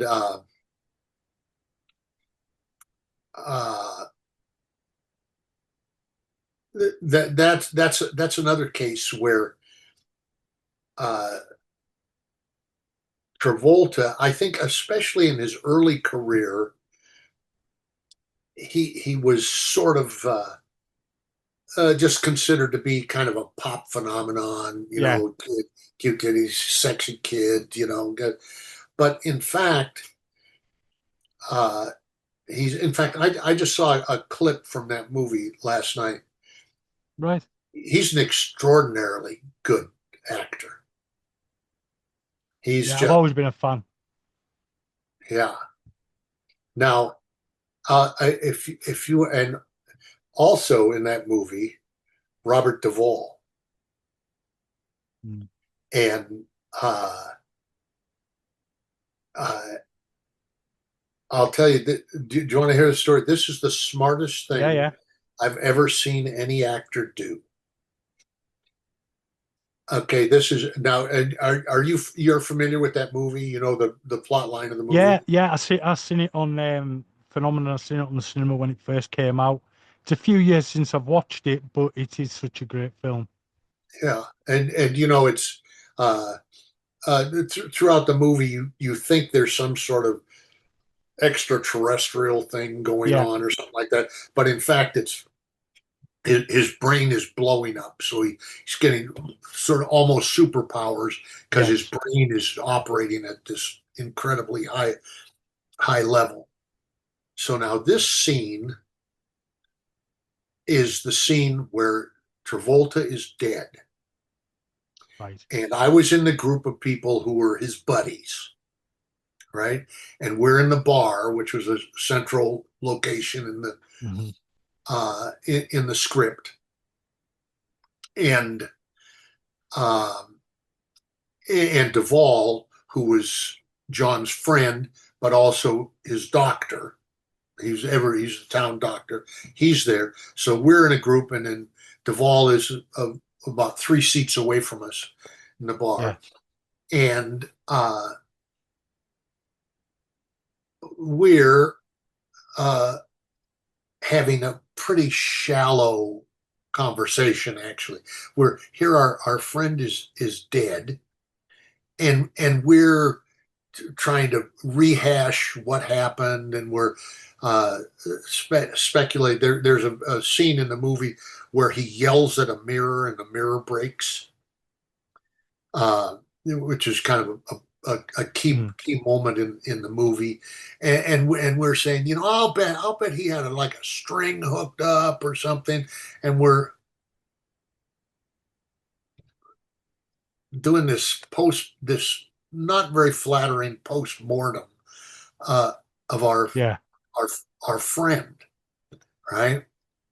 And we've as we're doing that, then Robert Duvall finishes his drink, and he turns to us and he says, "He was your friend. You should be ashamed of yourselves." And he walks out. So, and this is very common on a set. The director gave him the choice, said, uh, Bobby, what do you want to do? Do you want to shoot you first, uh, or do you want to cover these guys first? He said, no, go ahead and shoot me first. So they put the camera on him, and he said, very low key, "He was your friend. You should be ashamed of yourselves." And he turns and he goes out the door. So then they turn the camera around on us, and we're doing our little wisecracky little little scene, and it's time for his line. You know, "He was your friend. You should be ashamed of yourselves." He goes, "You motherfuckers! Fuck you! Fuck you! Fuck you! And fuck your fucking mother! You fucking assholes! Fuck you all!" And we were just, you know, holy shit. I mean, we were just, and so what he did was he played his part of the scene, and then he yeah, made our part of the scene be exactly what he wanted, because you see him give this very subtle low key line to us, and then when you see our yeah. reaction, it's like he's attacked us with a machete, and it's brilliant. It's brilliant. I've never seen an actor do anything like it. It's such a great film, and you're great in it. And Duvall, superb. So is Travolta. It's one of those all-round ensemble casts which just works really well. Yeah, yeah, uh, and I think uh, it's a case where Travolta was perfect casting. Mm. Oh yeah, definitely. The whole thing is totally believable. So Yeah, it's yeah, such a great I film. like that one a lot. And then 96, you got to work with Michael J. Fox again in The Frighteners, Yeah, directed by the brilliant Peter Jackson. yes, in New Zealand, shot that in New Zealand, Yeah. and uh, that was very interesting because we started out and it was just Michael J. Fox, and then about halfway through the movie, he seemed to get really strange, and strange things happened. Like he Mm. kicked all the windows out of his trailer and was and as I said, like I'd worked with him on Teen Wolf, and I'd worked with him already on that movie, and it just Yeah. seemed so out of character. And then come to find out, that's when he found out that he had Parkinson's. Yeah. And Which, by the way, I want to mention this. He's just absolutely a heroic figure to me now. He's, oh, somebody with his uh, resources. A lot of people with his resources and his notoriety would be invisible now. They would just want to be remembered as what they were, and for him to be out there uh, with his extreme challenges and still behaving as if he's the luckiest guy on the planet. I just think he's a spectacular human being. no, he's very, very brave. And I, in some ways, I kind of know what he's going through, because with me going through my condition, being paralyzed and things like that. So, No kidding. I had no idea you were paralyzed. yeah. I was paralyzed from the neck down. Nearly 7 years ago. 7 years in January, and I fought back. I can walk a little bit aided, about 3 or 4 meters, but the pain gets way too much, and I've got to sit down. I've got a rare Yeah. condition called transverse myelitis, and yeah, I battle that every single day. And the reason I do one of the reasons I do the podcast is because I'm basically trapped in a room at the moment. Well, I Yeah. am. I'm trapped in one room because my stair lift broke, so I can't get downstairs. The will not let me go downstairs, unless I've got a lot of help. So, So what is the uh, is there a plan to repair that? no, or the stair lift. They're looking at either repairing it or getting us moved, Yeah. so into a place which will be more suitable for me. But it's just one of those things. It happened, and I use this to connect with the outside world and chat to people who I admire in the film industry, and you being one of them. So after Frighteners, 98, you get to work with Terrygilliam and Johnny Depp on Fear and Loathing in Las Vegas, which is just an absolute trip of a film. Now that must have Yes. been a great time. Well, it was one day, and it was another. It's very similar to another story I already told you. Is so I went in. I had a meeting with Terrygilliam for this part. This there was at the hotel. There's a convention of cops, and I'm a police chief from some little Yeah. town, and I show up and I have a reservation, but they won't honor it.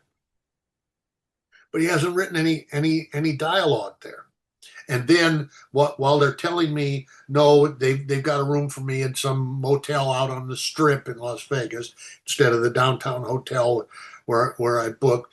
And then in the middle of this, Johnny Depp comes in and they give him champagne and send him to a room and everything. So I'm just in this little room with Terry Gilliam talking about this. He said, and you probably, Adelaide, probably say something there. And I said, oh, I get it. They don't get a room, but this guy gets a fucking room. What are you having? Some kind of a dick suckers convention here? and, and Terry Gilliam just went crazy. He thought that was fantastic. So then there were some delays and stuff. And about 3 months later, I'd had my knee replaced. Right. And I'm in the hospital. It's I think it's on Friday, and I'm laying in with and this, today a knee replacement, there's about a 5-inch incision, and lots of times they send you home the same day. But when I had got this one, they were new. My incision was almost 30 inches, like 28-inch, starts down by the ankle and goes all the way up the thigh, and I mean, and then I'm laying there in the hospital, and my agent called and said, "Hey, you got that job?" I said, "What job?" They said, "The Fear and Loathing in Las Vegas." I said, I didn't even remember it, He said, no, it's Terry Gilliam. He said, "Oh, yeah. It's, when does it work?" They said, "Well, it works like next Tuesday." I said, "Where?" He said, "Las Vegas." I said, "You're talking to me in intensive care at Cedars-Sinai, right?" Right. So one thing and another went on, and and then Terry Gilliam said, "No, whatever we have to do. I want him in the movie." So ended up, it's the only time in 40 years that Heather ever went to a set with me. Right. And she went to Vegas with me, and then I got, and I was all, it's funny with the theme of that.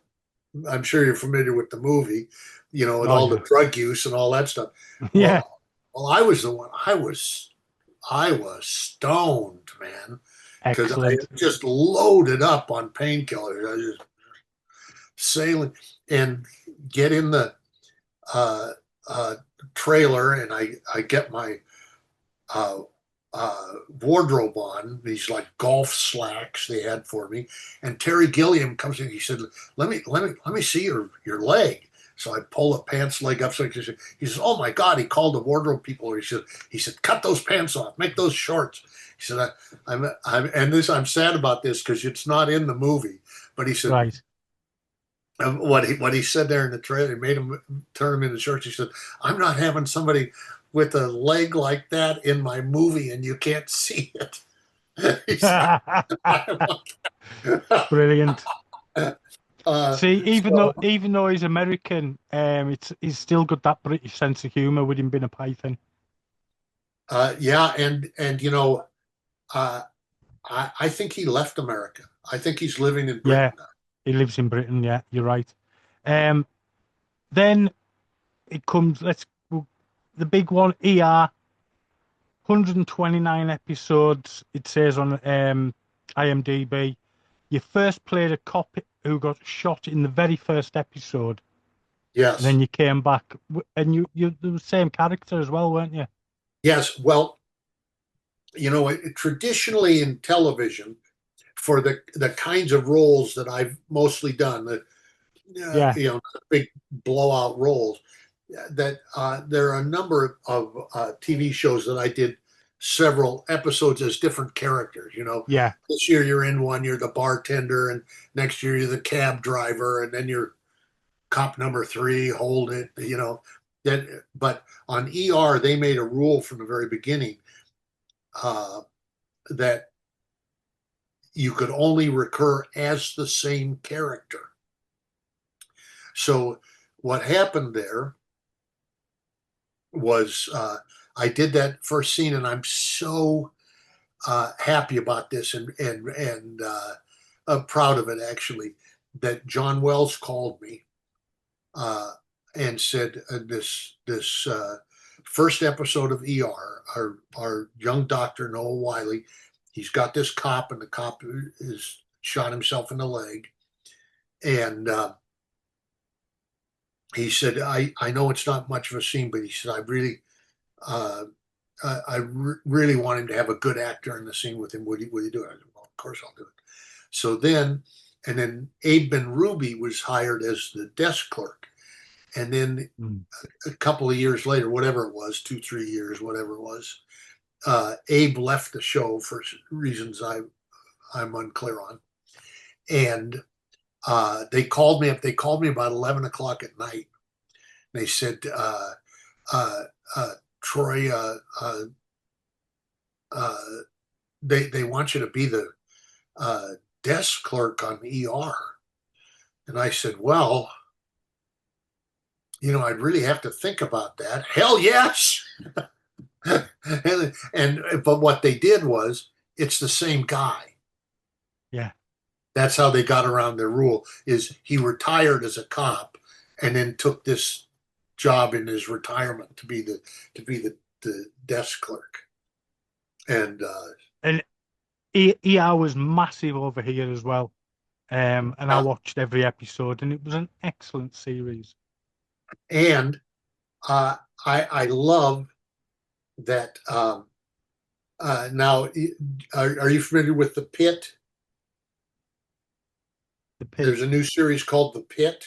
All right, no, I've not seen that.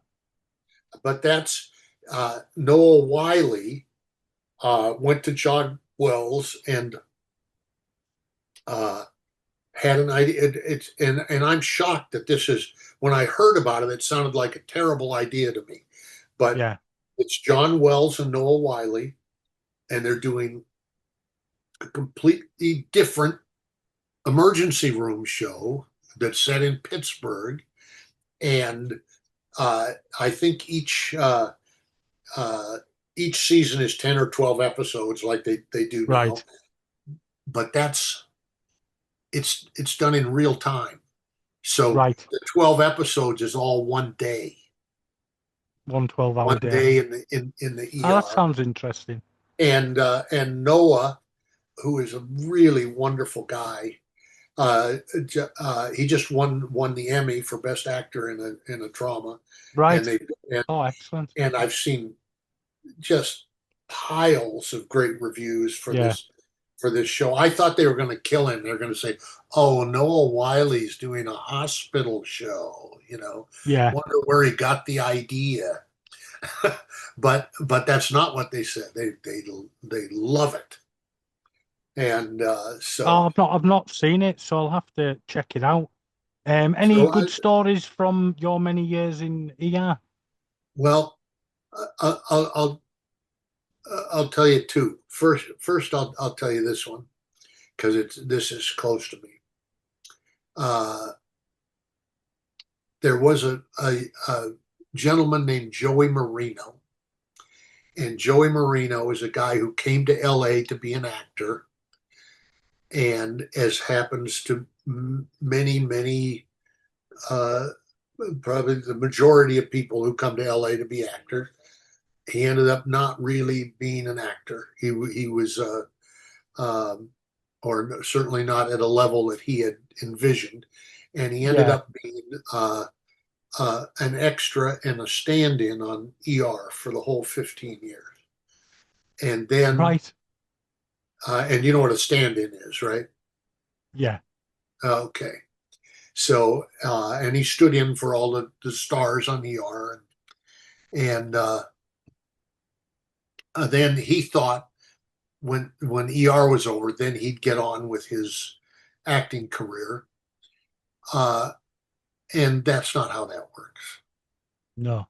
You don't go, well, I've been an extra on ER for 15 years. They're not going to hire you. It doesn't matter how good you are. Their vision of you is set. So he struggled. He had psychological problems. Those became physical problems, became um, prescription drug problems. He Right. ended up, and then I heard he'd been in and out of several sort of psych facilities, Right. and I heard he was down in South Central. This is a year and a half ago at Christmas. In some they ditched him out of this whatever hospital he was in and sent him to this care home, which was I don't know if you know anything about medical care in the United States. It's very expensive. It's not available yes. to everyone. No. And so they had We're him. lucky. We're lucky we get it for free. Yeah, yeah, I know. And there, this country is full of people who think that that's an evil idea. That people who get sick. So Joey, I heard he was in this facility down. This is down in South Central, and I got some Christmas stuff for him and went down to see him and got in there. He had a single bed in the kitchen with a shower curtain around it. Oh, bloody hell. And I couldn't stand it. So I took him out of there and brought him up here. And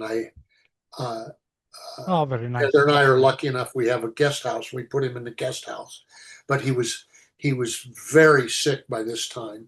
Very difficult to get from the bed to the bathroom. But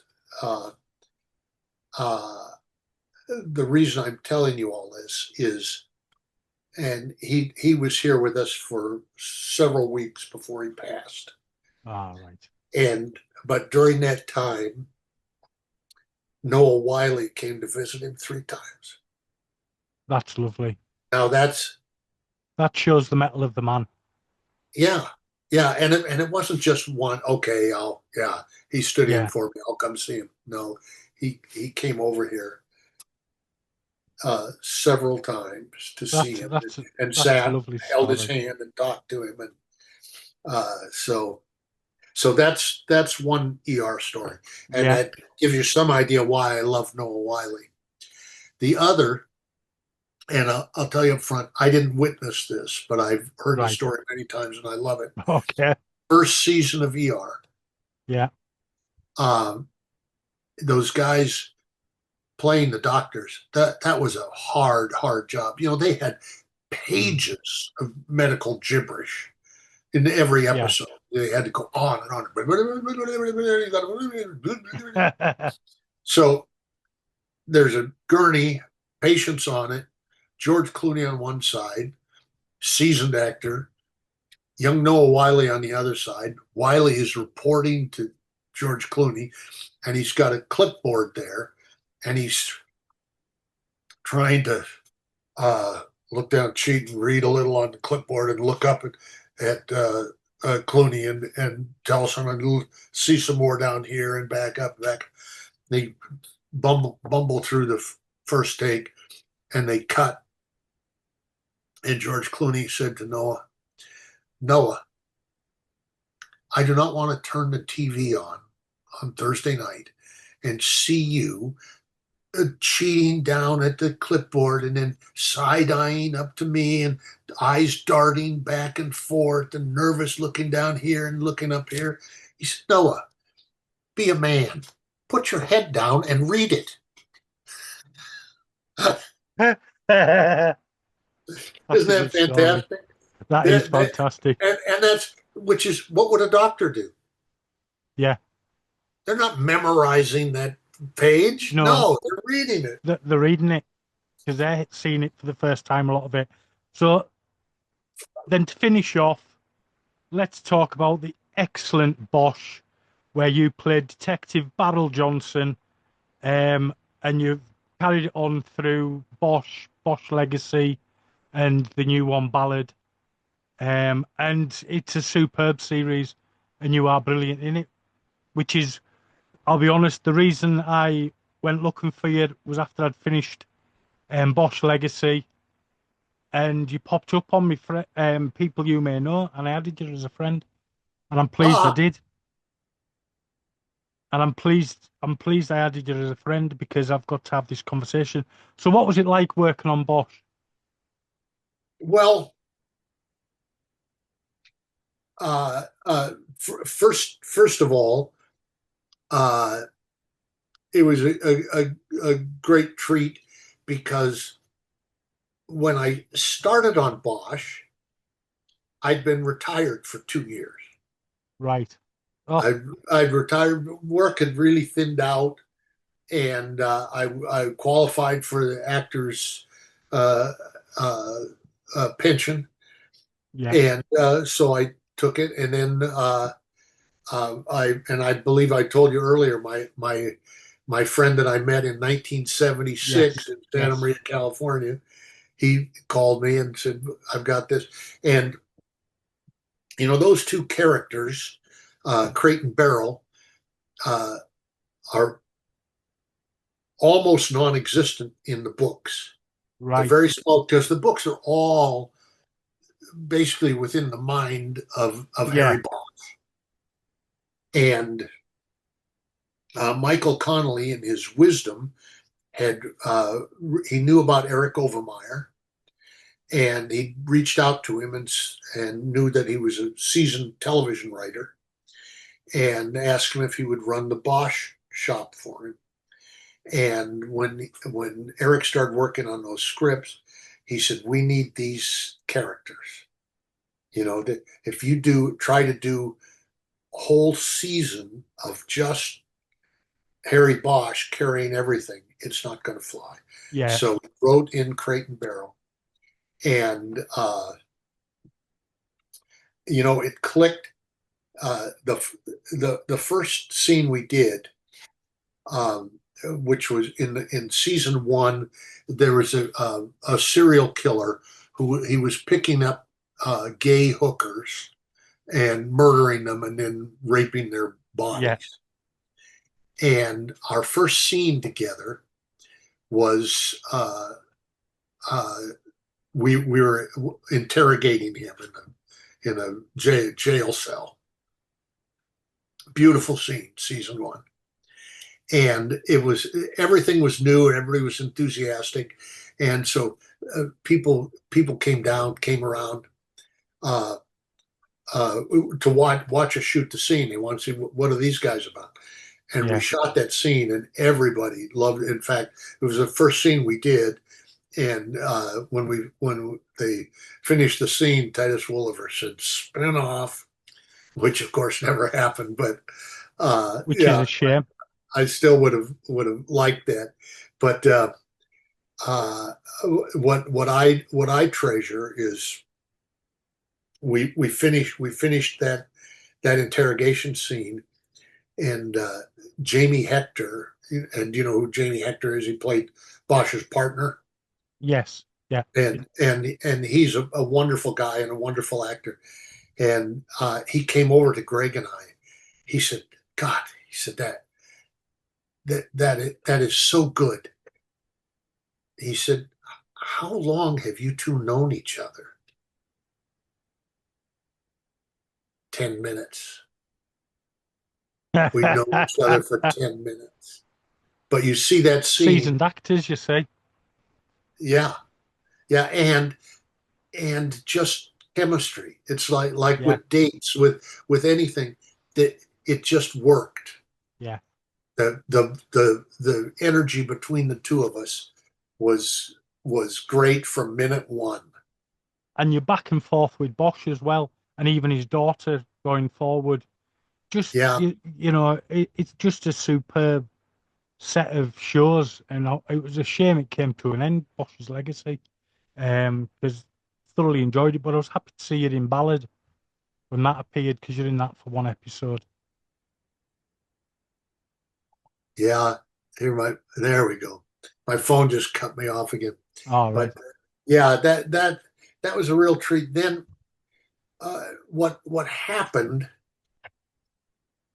is when they got into Bosch Legacy, and as that was presented to us, that because we were like near retirement and that kind of thing, that we would have more availability to Bosch as a private eye than those other cops. So we should expect a lot of work. And it turns out that Amazon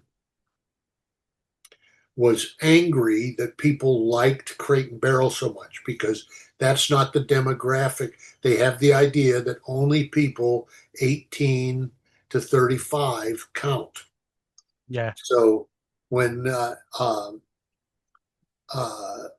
so they, in the 3 years of Bosch Legacy, we only had 4 episodes, and then they're in there. Feels like more, but it's you look at it, it's only 4 in the 3 years. Yeah, and I'm pretty sure that's a big right. Shame. And then in Ballard, one scene in the first season, and Greg has one line in it, and I have a speech at a funeral, and I'm pretty sure we'll never be we're done. We'll never be in another one. So I'm left with kind of, and I'm hurt because they loved us so much. They were so nice to us. Now my friend Eric is sick. He's in a care facility. But right. And they, they'd like taken us to lunch and said, this by the Renee Ballard, because it's all about the cold case unit. The cold case unit, there's only one LAPD employee, and all the others are retired detectives working on the one that got away. And so they cultivated us to so make sure we were around for Ballard. And then by the time they got around to it, they decided not to use us at all, but they didn't have the stones to tell us. All they do is call up and say, the Amazon wants young people on the show. That's what we have to do. But what they did is just ghosted us. So it was a really happy thing for several years, and now not so much. That's a shame. That is a big shame. But there we are. We've came to the end of our conversation. Stick around. I'll do a sign out and stick around after that, and I'll have a quick chat with you. Okay. But thank you so much for being on my show. And we've chatted for well over 2 hours, and it's been an absolute pleasure. I've got to say, it doesn't feel like it's been over 2 hours. No, it doesn't. And I have to tell you, an expression my grandfather had that I'm very fond of. He used to say, "The pleasure was half mine." Well, thank you very much. And no, it's been a great show. I think we've covered quite a lot of your career, and what a career it's been. Yeah, it's pretty amazing, from that jail cell up in Montana to. That's it. Yeah, you said about being a president, but you did get to play a senator in Veep. Yes, and the senator from Montana. That's right. That senator's from Montana. So that was a big deal. I thought, well, I actually got there. So that's it. In a roundabout way, you became that senator that you always wanted to be.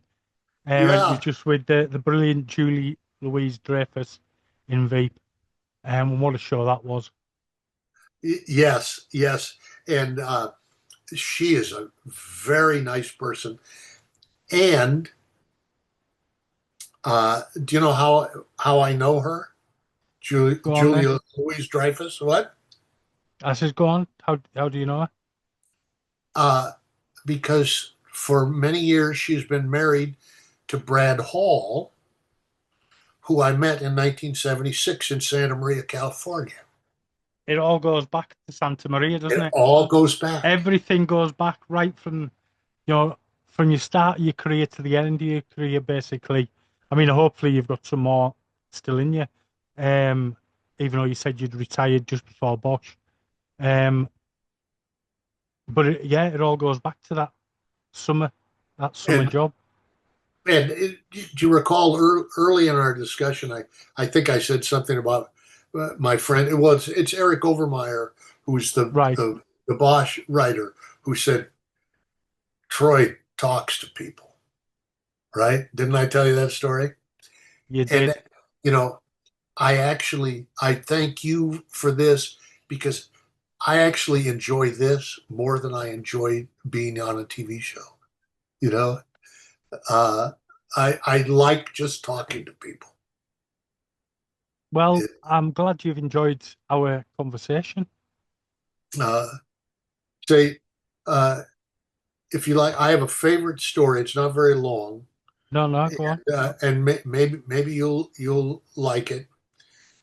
It's about my mother, who is long gone, but I love madly.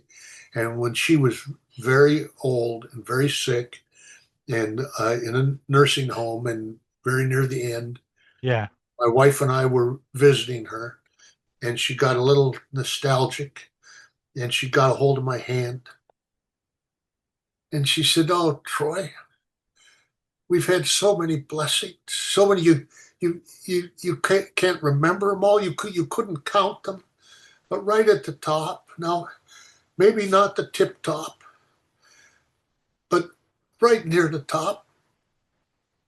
Troy, don't you think it's marvelous that nobody ever shot you?"